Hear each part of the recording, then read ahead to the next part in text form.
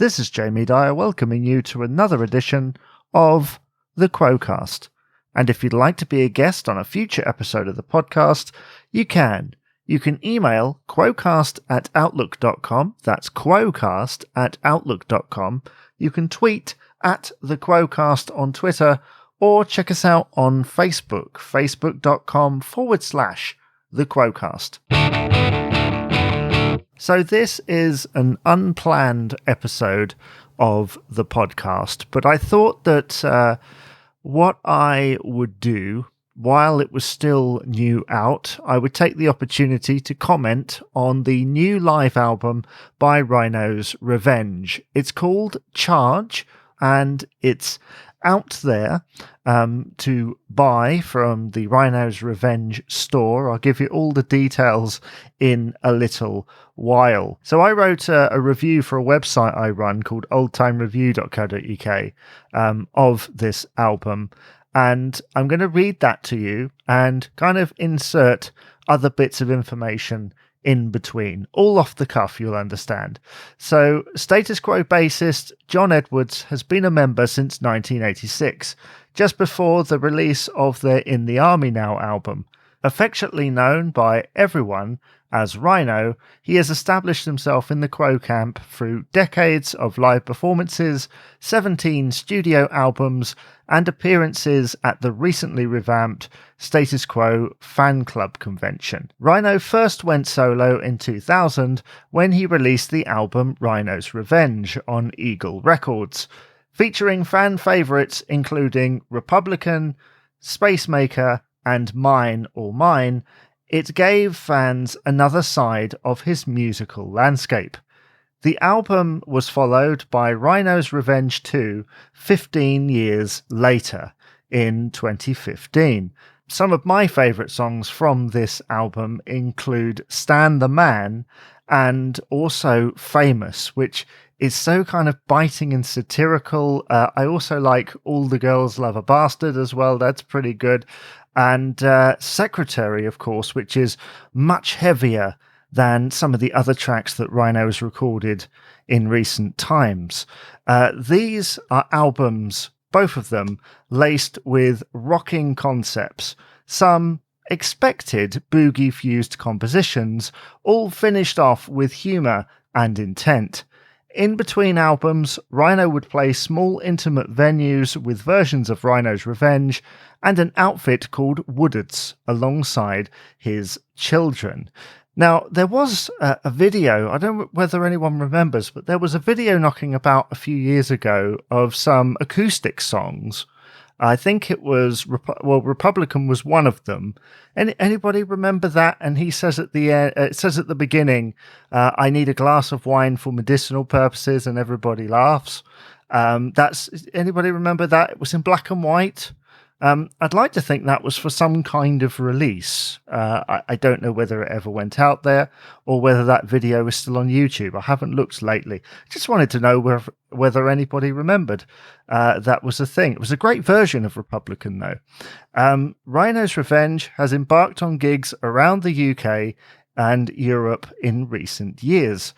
Rhino is joined on Charge by Jim Kirkpatrick on guitar and Richard Newman on drums for a selection of performances taken from gigs recorded at various venues during 2018-2019.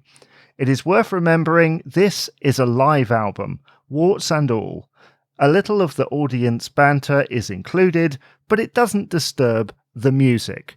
And I still agree with that statement. There are little stories that are included at the beginning, like at the start of Obstruction Day, talking about being with Rick, and he just comes out with this phrase, which I'm sure that's quite a regular thing, I think, in songwriting. I know the Beatles have talked about that before, where he'd come out with like this Ringoism type thing, and they'd go, oh, Hard Day's Night, that's a good idea. So Obstruction Day appears to have been one of those, according to the live chat, as it were.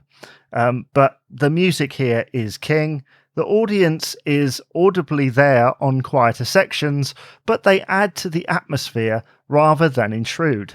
The track listing includes 9 solo songs, 1 Bo Diddley cover, and 6 songs originally recorded by Status Quo. Except for the cover, the material was written or co-written by Rhino. Firstly, the solo songs may be unfamiliar to casual fans, but they give a flavour of the first 2 albums. Songs like Republican, My Name is Stan, One Note Blues, and Cougar have qualities that will please fans from the Quo camp. Other tracks like Secretary have a hard edge that packs a punch. Kirkpatrick leads on a cover of Bo Diddley's Before You Accuse Me. His bluesy guitar and soulfully punchy vocals offer a memorable version of an iconic track. The song Never Too Old is a fairly recent composition that is due to be included in a future Rhino release. By Rhino's own admission, during the album, it's not rocket science. Well, no, Rhino, it isn't, but the song is now firmly lodged in my head, and I can't wait for the studio version. The songs associated with Status Quo include Two-Way Traffic, originally on Quid Pro Quo, Obstruction Day, a 1999 B-side, Lucinda, a 2004 B-side, Bella Vista Man from The Party Ain't Over Yet, and Gravy Train and Bad News, originally performed on the In Search of the Fourth Chord album. Akin to Francis Rossi's 2010 solo tours, the opportunity to hear rare Quo tracks performed live is a treat. Freddie Edwards, Rhino's son, joins the band to perform Bella Vista, nicely doubling up on parts to enhance the performance. As a longtime Quo fan, Quo-related highlights on this album include the Lemmy-inspired version of Lucinda, and the fun, extended performance of the underrated Obstruction Day. Oh, and obviously Bad News as well. Adapting these compositions to mostly a three-piece setup enables the group to rearrange the songs, creating unique versions for this release. Given most Quo songs would have 2 guitars, one providing rhythm and one playing the lead, Rhino does an excellent job of reinventing parts with his bass. Overall, the performances on this album are strong. Newman's drums remain solid throughout the album, even remaining tight during live deviations. Kirkpatrick slides between boogie rock, hard rock, and wailing blues with ease. Lastly, Rhino's live delivery won't be to everyone's taste, but I believe that it works on these songs. And I know much has been said about his vocals. It works on these songs, and he can deliver like those tongue-in-cheek things that are within some of those songs. So in terms of the sound quality, well, the album was produced by Mike Paxman and Dave Bennett. The sound quality presented here is of a high standard. It manages to encapsulate the feeling and energy of the live performance without sounding too raw and distorted. And on the other hand, actually, it doesn't sound too sterile either. I've got quite an expensive pair of headphones, and it sounded amazing through them. I could hear every part and the audience as well, just everything. I felt like I was there. And I must say that a part of me had worried the intimacy of these gigs would overload that sound, make it much louder, much more kind of in your face in a bad way. But this is not the case. Each instrument, as I've already said, sits nicely in the mix. So the CD version comes packaged in a neatly printed digipack with eye-catching artwork. I love that Rhino image on the front. I think that is so striking. And unfortunately, I didn't have the funds to get the vinyl version as well, but I can imagine blown up. That looks great in a collection. So if you're a collector of Rhino stuff, maybe you've got his second album on vinyl as well, and obviously other Quo things. It looks amazing sat beside those things. This CD version also looks great. It's nicely sharp, the image. Just great, really striking. I actually showed my son the artwork and he smiled.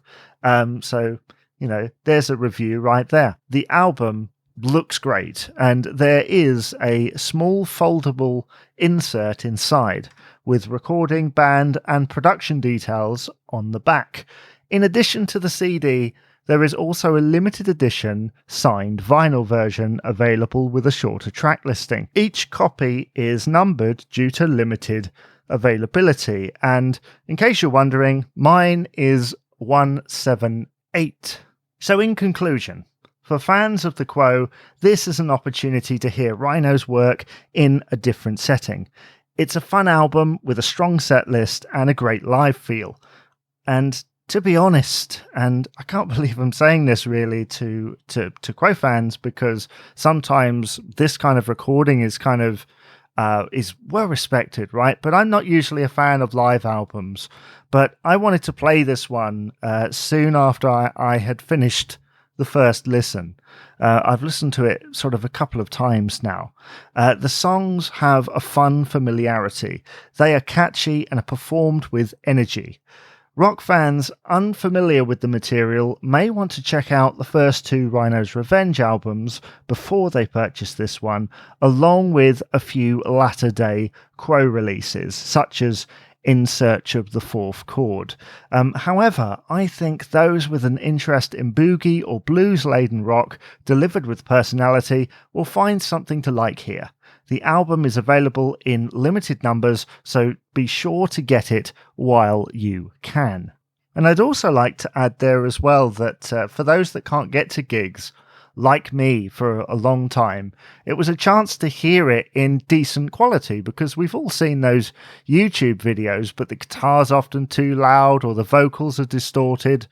And this is just nicely clean. I feel like if I close my eyes, I am there. Now, sadly, after the release of this, it was announced that Rhino's Revenge had cancelled the tour due to testing positive for COVID in December and has been having problems with his voice, but was told to rest up for a while and has booked free surprise gigs, which I think is amazing.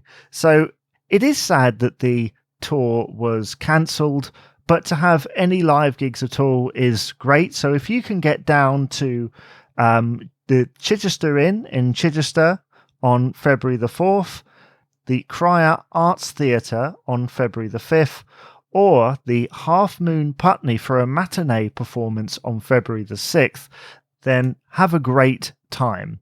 I'm hoping to get over to the Chichester Inn because it's literally like 5-10 miles away from here. It's so close. I was actually born in Chichester. I live over in Bognor Regis, and distance and money has always kind of been a factor in things because it costs money to travel, and obviously it costs money for tickets. I find that in this case, I'm going to make the effort and try and go because you never know when you're going to get that chance again.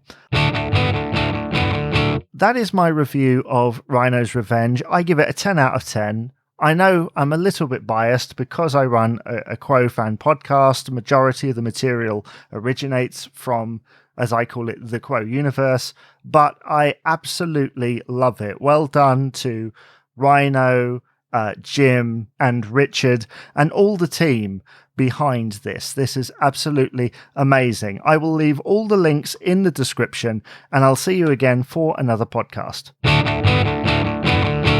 For those who want to purchase a CD or vinyl copy of Rhino's Revenge Charge, they can go to rhinosrevenge.com/shop. For details on how to book the upcoming gigs at the free locations, go to facebook.com/Rhinos Revenge Band.